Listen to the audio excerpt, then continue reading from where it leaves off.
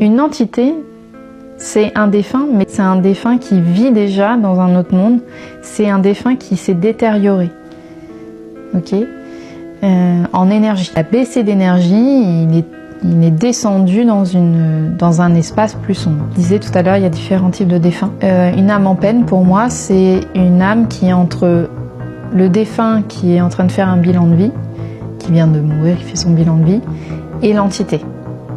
Donc c'est un défunt qui est bloqué dans quelque chose, qui tourne en rond sur soit une émotion, une situation, et qui énergétiquement, du coup, baisse en vitalité, en énergie. Et du coup, il reste là à tourner, il a besoin d'aide en effet, il a besoin d'être écouté, parce que s'il continue à tourner en boucle, il descend, et il peut devenir une entité. Ah, d'accord, je vois ce que tu veux dire. Voilà. C'est comme ça que ça fonctionne. On ne passe pas directement de défunt à entité comme ça. Parce que souvent on dit « Ah, j'ai fait du mal, je vais aller en enfer ». C'est la vision schématique religieuse qu'on en donne, mais c'est pas vrai.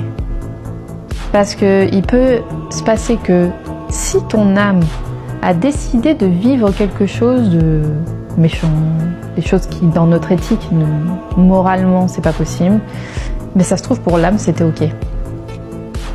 Ah, donc on va expérimenter ça.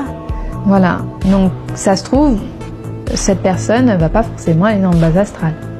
Ah oui, c'est plus les mêmes notions de bien, de mal, on est... Ouais.